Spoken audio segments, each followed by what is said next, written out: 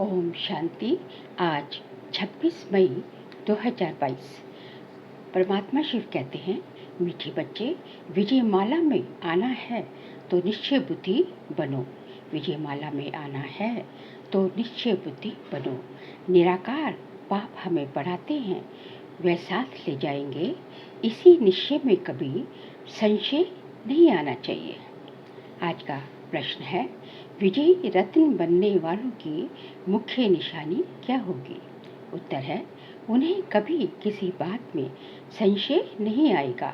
वह निश्चय बुद्धि होंगे। उन्हें निश्चय होगा कि ये संगम का समय है। अब दुखधाम पूरा हो, सुखधाम आना है। बाप ही राजयोग सिखला रहे हैं। वह देही अभिमानी बनाकर साथ ले जाएंगे। वह अभी हम आत्माओं से बात करते हैं। कौन? हमारे परमपिता परमात्मा जय हमें सोल कॉन्शियस बनाकर अपने साथ ले जाएंगे। और अभी हम वह हमें आत्माओं को ही पढ़ा रहे, आत्माओं से ही बात करते हैं। हम उनके सम्मुख बैठे हैं। परमात्मा हमारा पिता भी है, राजयोग की शिक्षा देते हैं, इसलिए शिक्षक भी है। और शांति धाम में ले जाएंगे, इसलिए सतगुरु भी है।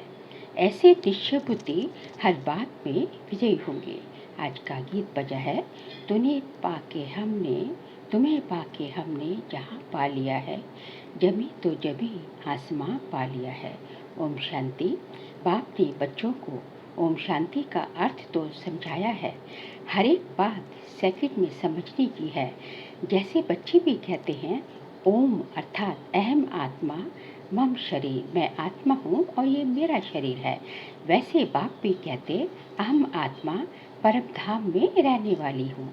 मैं आत्मा, बाबा परमात्मा कहते हैं कि मैं आत्मा परम धाम की निवासी हूँ। वह हो सकता है परमात्मा।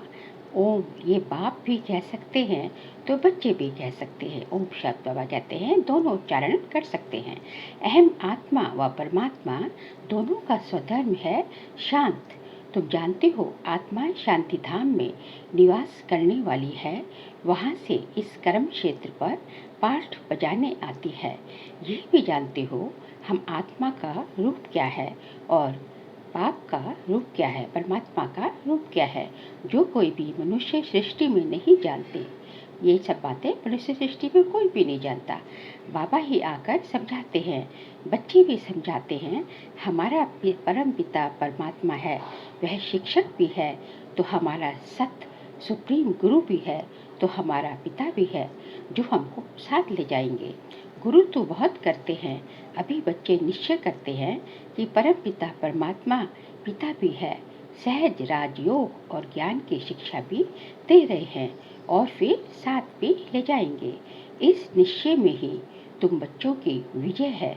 विजय माला में पिरोई जाएंगे, रुद्रमाला व विष्णु की माला। भगवान वाच, मैं तुम बच्चों को राजयोग सिखलाता हूँ तो टीचर भी हो गया ना। मत तो मिलनी चाहिए ना। बाप की अलग मत, टीचर की अलग, तो गुरु की अलग होती है। भिन्न भिन्न मत मिलती है, ये फिर सभी का एक ही है। हमारे जो है बाप, टीचर, सतगुरु तीनों एक ही है। तीनों एक ही परमात्मा हमारा तीनों है। हम जानते हैं कि हम ईश्वर की फैमिली या वंशावली हैं। God father is creator. गाते भी हैं, तुम माता पिता हम बालक तेरे, तो जरूर फैमिली हो गई ना। भारत में ही गाते हैं, वह है पास्ट की बात। अभी प्रेजेंट में तुम उनके बच्चे बने हो, उसके लिए ही शिक्षा लेते हैं। बाबा आपकी श्रीमत पर हम चलते हैं, तो जो पाप है वे योग बल से कट जाएंगे। बाप को ही पतित पावन सर्वशक्तिवान परमपिता परमात्मा कहते हैं। बाबा तो एक ही है, बरोबर मम्मा बाबा भी कहते हैं। उनसे हम राजयोग सीख रहे हैं। आधा कल्प तुम ऐसा वर्षा पाते हो, जो वहाँ दुख का नाम नहीं रहता, वह है ही सुखधाम। जब दुखधाम का अंत होगा, तब तो परमपिता परमात्मा आएंगे ना। वह भी संगम का समय हो गया। तुम जानते हो, बाबा हमको राजयोग भी सिखलाते हैं। देही अभिमानी आत्म अभिमानी बनाकर साथ भी ले जाते हैं। तुमको कोई मनुष्य नहीं पढ़ाते हैं, ये तो निराकार परमपिता परमात्मा पढ़ाते हैं। तुम आत्माओं से बात हो रही है, इसमें संशय की व मूंझने की तो कोई बात ही नहीं।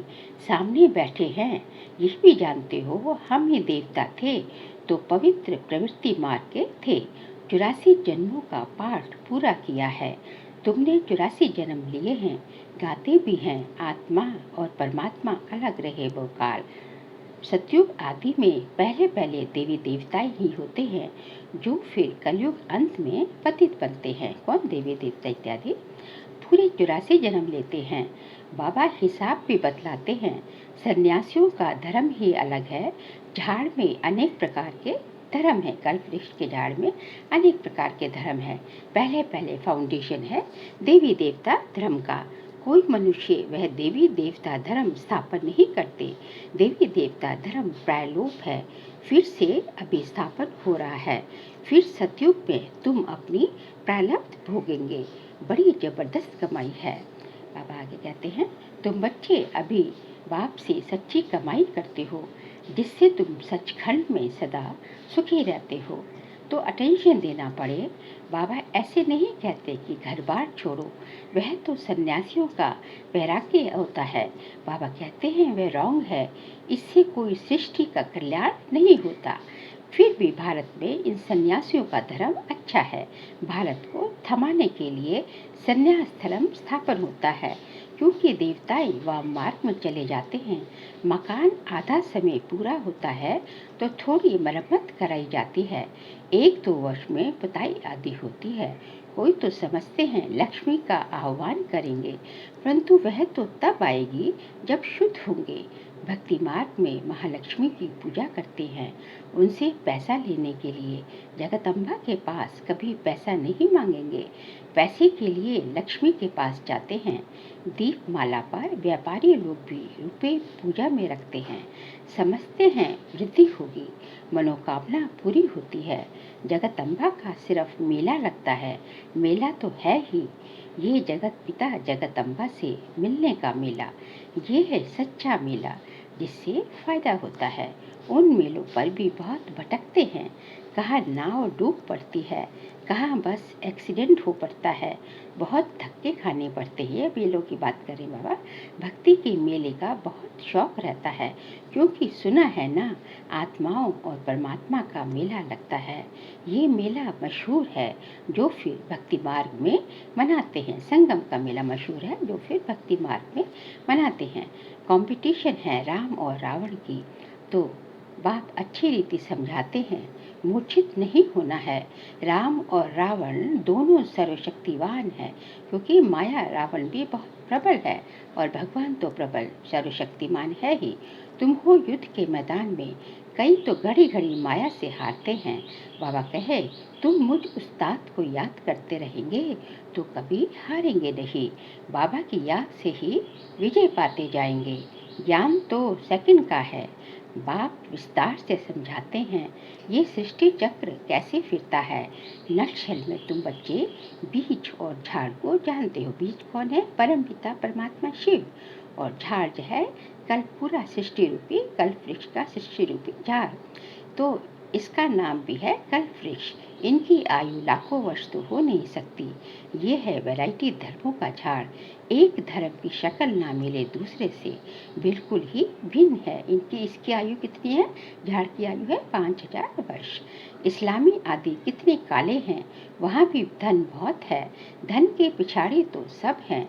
भारतवासियों के फीचर्स बिल्कुल अलग अलग हैं। भिन्न वैरायटी धर्मों का झाड़ है। तुम समझ गए हो कैसे वृद्धि होती है। इनकी भेंट बनियन ट्री से की जाती है। कल्प वृक्ष के झाड़ की चीज है, बनियन ट्री से की जाती है, क्योंकि बनियन ट्री का भी जो मुख्य जो है, जो उसका फाउंडेशन है, जो मुख्य जड़, तो एकदम जो है उसका तो बहुत ही जो है सड़ जाती है, और फिर टालियों पर पूरा वृक्ष जो है जीता है। और कल्प वृक्ष का भी जो है आदि सनातन देवी देवता जो धर्म है, वो फाउंडेशन है, वो तो जो है परलोप हो जाता है, खत्म हो जाता है, और फिर पूरा सृष्टि जो है बाकी धर्मों के ऊपर टिकी होती है। अभी प्रैक्टिकल में तुम देखती हो इनका फाउंडेशन खत्म हो गया है, बाकी धर्म कायम है। देवी देवता धर्म कोई नहीं है। कलकत्ते में तुम देखेंगे सारा झाड़ हरा भरा खड़ा है। कलकत्ते के बनियन ट्री से बाबा इसकी तुलना करते हैं।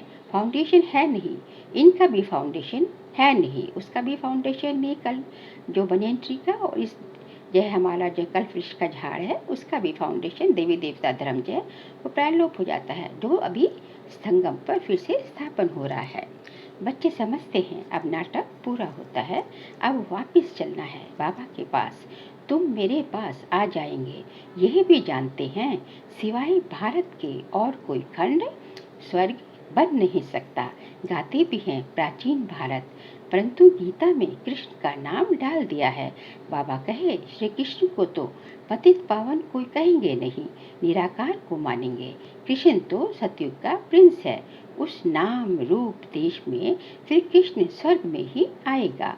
वही फीचर्स फिर थोड़े ही हो सकते हैं, एक एक के फीचर्स अलग अलग हैं, कर्म भी सबके अलग अलग हैं। ये अनादि ड्रामा बना बनाया है, हर एक आत्मा को पार्ट मिला हुआ है। आत्मा अविनाशी है, बाकी ये शरीर तो विनाशी है। मैं आत्मा एक शरीर छोड़ दूसरा लेता हूँ, परंतु ये आत्मा का ज्ञान भी कोई को है नहीं। बाबा आकर नई बातें सुनाते हैं। मेरे सीख लेते बच्चे भी कहते हैं बाबा 5000 वर्ष हुए हैं आपसे मिले हुए, योग बल से तुम सारे विश्व के मालिक बनते हो। पहली हिंसा है एक दो पर काम कटारी चलाना, वह भी समझाया गया है। बाहुबल की लड़ाई से कभी भी कोई विश्व के मालिक बन नहीं सकते, जबकि योग बल से बनने वाले योग बल से हम विश्व के मालिक बनते हैं। परंतु शास्त्रों में फिर देवताओं और दैत्यों की युद्ध दिखाई गई है, वह बात है नहीं। यहाँ तुम योग बल से जीत पाते हो परमपिता परमात्मा द्वारा। बाप है विश्व का रचयिता, सो जरूर नई विश्व ही रचते हैं। लक्ष्मी नारायण नई दुनिया स्वर्ग के मालिक थे, हम ही स्वर्ग के मालिक थे। फिर 84 जन्म ले पतित वर्थ नॉटे पैनी बन गए, वर्थ नॉटे पाउंड से वर्थ नॉटे पैनी बन गए हैं। अब तुमको ही पावन बनना है। भगत तो बहुत हैं, परंतु जास्ती भक्ति किसने की है? जो आकर ब्राह्मण बनते हैं। हम लोग बच्चे जो है आदि सनातन देवी देवता धर्म के बच्चे ही सबसे ज़्यादा भक्ति करते हैं। हमारी भक्ति जब पूरी होती है तो हम आकर ब्राह्मण बनते हैं। उन्होंने ही शुरू से लेकर भक्ति की है, वही आकर ब्राह्मण बनेंगे। प्रजापिता सूक्ष्म वतन में तो नहीं है, प्रजा ब्रह्मा तो यहाँ चाहिए ना, जिसमें प्रवेश करते, जिसमें कौन प्रवेश करते हैं? परमपिता परमात्मा की जिसमें प्रवेशता होती है। तुम जानते हो जो बाबा मम्मा यहाँ है वह वहाँ है। ये बातें बड़ी अच्छी समझने की है। बाबा मम्मा जो यहाँ है मतलब जो है साकार में जो थे वो सूक्ष्म वतन में भी वही है, वही बाबा मम्मा मतलब जो है ब्रह्मा बाबा जो है वो उनका वही जो है सूक्ष्म वतन में वाकारी फॉर्म में फरिश्ते फॉर्म में है। ये बातें बड़ी अच्छी समझने की है। डायरेक्शन बाबा देते रहते हैं, ऐसे ऐसे तुम सर्विस करो। बच्चे नई नई इन्वेंशन निकालते हैं, कोई चीज़ की कोई इन्वेंशन करते तो कहेंगे कि कल्प पहले भी ये इन्वेंशन निकाली थी, फिर उसको इम्प्रूवमेंट किया जाता है। स्वर्ग और नर्क का गोला जो बनाया है वह बहुत अच्छा है। कृष्ण सभी को बहुत प्यारा लगता है, परंतु उन्हों को ये पता नहीं कि यही नारायण बनता है। अब ये युक्ति से बाबा कहते हैं सर्विस के पॉइंट्स बताते हैं कि तुम्हें युक्ति से समझाना है कि जो है कृष्ण जो है सबको बहुत प्यारा, कृष्ण से सबका बहुत प्रेम है। जो है माताएं सब जो अपने अपने जो कृष्ण जैसा बच्चा चाहती है, कृष्ण जैसा पति चाहती है, तो कृष्ण से सबका बहुत प्यार है। तो बाबा कहते हैं तुम्हें उनको समझाना है कि कृष्ण ही जो है सतयुग में जाके नारायण बनते हैं। देखो तुम्हारा ये गोला तो बहुत बड़ा हो, अब ये बात उनको बड़ी युक्ति से समझानी है। तुम्हारा ये गोला तो बहुत बड़ा होना चाहिए, एकदम छत जितना बड़ा हो, जिसमें नारायण का चित्र हो, कृष्ण का भी हो। बाबा चित्रों की बात कर रहे हैं। बड़ी चीज मनुष्य अच्छी रीति देख सकते हैं। जैसे पांडवों के कितने बड़े बड़े चित्र बनाए हैं। पांडव तो तुम हो ना, यहाँ बड़े तो कोई है नहीं। जैसे मनुष्य होते हैं 6 फुट वाले, ऐसे ही हैं। ऐसे मत समझो सतयुग में बड़ी आयु होती है इसलिए लंबे शरीर वाले होंगे। नहीं, वही सतयुग में भी मनुष्य तो जो है वही सेम होंगे, बट जो है बहुत सर्वगुण संपन्न होंगे। ज़्यादा लंबा मनुष्य तो शोभता नहीं, तो समझाने के लिए बड़े बड़े चित्र चाहिए। सतयुग का चित्र भी फर्स्ट क्लास बनाना है। इसमें लक्ष्मी नारायण का, नीचे राधे कृष्ण का भी देना है। ये है प्रिंस प्रिंसेस, ये चक्र फिरता रहता है। ब्रह्मा सरस्वती फिर लक्ष्मी नारायण बनते हैं। हम ब्राह्मण सो फिर देवता बनते हैं। ये अभी जानते हैं कि हम सो लक्ष्मी नारायण बनते हैं, फिर हम सो राम सीता बनेंगे कब, त्रेता में। ऐसी रजाई करेंगे। बच्चे ऐसे चित्रों पर बैठ किसको समझाएंगे तो बड़ा मजा आएगा। कहेंगे ये तो बड़ा फर्स्ट क्लास ज्ञान है, बरोबर हठ योगी तो ये ज्ञान दे न सके। सतयुग में पवित्र प्रवृत्ति मार्ग था, अभी है अपवित्र। बाप बिगर बेहद का वर्षा कोई दे न सके। जानते हो बाबा हमको विश्व का मालिक बनाने की शिक्षा दे रहे हैं। वह अच्छी रीति धारण करना चाहिए। पढ़ाई से मनुष्य बहुत ऊंच बन जाते हैं। तुम भी अभी अहिल्या गुप्ता आदि हो। बाप बैठ पढ़ाते हैं, जिस पढ़ाई से फिर तुम विश्व के मालिक बनते हो। अभी सब अपवित्र हैं तो बाबा आके सबको जो है पतितों को पावन बनाते हैं। ज्ञान का सागर भी वह है। अब बाबा कहते हैं अपने को अशरीरी समझो। नंगे आए थे फिर नंगे जाना है। नंगे आए थे मतलब अशरीरी आए थे। हम जो है आत्मा जो है ऊपर से नीचे उतरी थी, तो यहाँ के हमने शरीर लिया जो है और नंगे ही जाना है। शरीर यहीं छूट जाएगा। हम जो है आत्मिक शरीर यहीं छूट जाएगा तो अशरीरी हो गई, जो आत्मा ही वापस जाएगी। इसलिए बाबा कहते हैं कि अपने को अशरीरी समझो, क्योंकि नंग अशरीरी आए थे और अशरीरी जाना है। तुम जानते हो ये हमारा 84 का चक्र अब पूरा होना है। ये तो बड़ा वंडरफुल है। इतनी छोटी आत्मा में कितना बड़ा भारी पाठ भरा हुआ है, जो कभी मिटने का ही नहीं है। इसकी न आदि है तो न अंत। कितनी वंडरफुल बातें हैं। ये चक्र जो है अनादि अविनाशी चक्र जो है फिरता रहता है। हूबहू 5000 वर्षों के बाद रिपीट होता है। हम आत्मा 84 का चक्र लगाते हैं, इनका कभी अंत नहीं होता। अब हम पुरुषार्थ कर रहे हैं, उसमें सारी नॉलेज है। स्टार की ही वैल्यू होती है, ज्योति स्वरूप की ही वैल्यू होती है। स्टार जितना तीखा उतना उसका दाम जास्ती। बाबा कह रहे हैं जो है रत्न की वैल्यू किससे होती है, जितनी उसकी चमक होगी उसकी वैल्यू उतनी ज़्यादा होगी। अब इस एक स्टार में कितना सारा ज्ञान है। गाते भी हैं भ्रिकुटी के बीच में चमकता है अजब सितारा। इस वंडर को तुम जानते हो। बाबा कहते हैं मैं भी स्टार हूँ, जिसका साक्षात्कार भी हो सकता है, परंतु सुना है ना कि वह बहुत तेजों में अखंड ज्योति है। गीता में लिखा है ना कि वह जो है बहुत तेजों में अखंड ज्योति है, सूर्य मिसल है। तो बाबा अगर स्टार रूप दिखाए तो माने नहीं। ऐसे बहुत ध्यान में जाते थे तो तेजों में जो कहते वह साक्षात्कार हो जाता था। पूरे बस शुरुआत की आदि की बातें बाबा बता रहे हैं। अभी तुम समझते हो कि परमात्मा स्टार मिसल है। अच्छा, मीठे मीठे सीख लेते बच्चों प्रति माता पिता बाप दादा का याद प्यार और गुड मॉर्निंग। रूहानी बाप की रूहानी बच्चों को नमस्ते। हम रूहानी बच्चों की रूहानी बाप दादा को नमस्ते नमस्ते नमस्ते। सार के लिए पॉइंट से सचखंड का मालिक बनने के लिए बाबा से सच्ची कमाई करनी है। बाबा जो परमात्मा जो उस्ताद है उसकी याद में रह माया जीत बनना है। बाप से बेहद का वर्षा लेने के लिए भगवान की जो शिक्षाएं मिलती है उस पर पूरा ध्यान देना है। उन शिक्षाओं को अच्छी रीति धारण करना है। आज का वरदान है सदा ऊंची स्थिति के श्रेष्ठ आसन पर स्थित रहने वाले मायाजीत महान आत्मा भव। सदा ऊंची स्थिति के श्रेष्ठ आसन पर स्थित रहने वाले मायाजीत महान आत्मा भव। जो महान आत्माएं हैं वह सदैव ऊंची स्थिति में रहती हैं। ऊंची स्थिति ही ऊंचा आसन है। जब ऊंची स्थिति के आसन पर रहते हो तो माया आ नहीं सकती। वो आपको महान समझकर आपके आगे झुकेगी, वार नहीं करेगी, हार मान जाएगी, नतमस्तक हो जाएगी। जब ऊंचे आसन से नीचे आते हो तब माया वार करती है।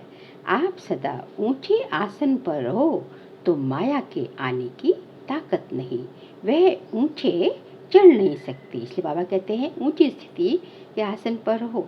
और ऊंची स्थिति जैसे कि हम एरोप्लेन से कुछ नीचे देखते हैं तो जो है वहाँ से नीचे की चीज़ें बहुत छोटी छोटी दिखती हैं। इसी तरह हम ऊंची स्थिति के ऊंची स्थिति हमारी होगी तो जो है कोई भी समस्या परिस्थिति कुछ भी आएगी तो हमें वो बड़ी नहीं नज़र आएगी, वो जो है हमें छोटी ही नज़र आएगी। इसलिए हमारी स्थिति जो है हमेशा जो है ऊंची होनी चाहिए। आज का स्लोगन है शांति का दूत बन, सबको शांति का दान दो, यही आपका ऑक्यूपेशन है। शांति का दूत बन, सबको शांति का दान दो, यही आपका ऑक्यूपेशन है। क्योंकि हम किसके बच्चे हैं? हम उस शांति के सागर भगवान के बच्चे हैं। तो जो है हमारा काम क्या होना चाहिए? हमारा काम ही ये होना चाहिए कि हम पहले खुद जो है शांति स्तंभ बने, शांति स्वरूप बन के शांति स्तंभ बने, और फिर सबको जो है जो भी हमारे पास आए वो हमसे जो है शांति के, हमारे से शांति के प्रकंपनों से ओतप्रोत हो जाए। जो भी आए उसको शांति की, सुख शांति की अंजलि दो, यही हमारा ऑक्यूपेशन है। अच्छा, ओम शांति।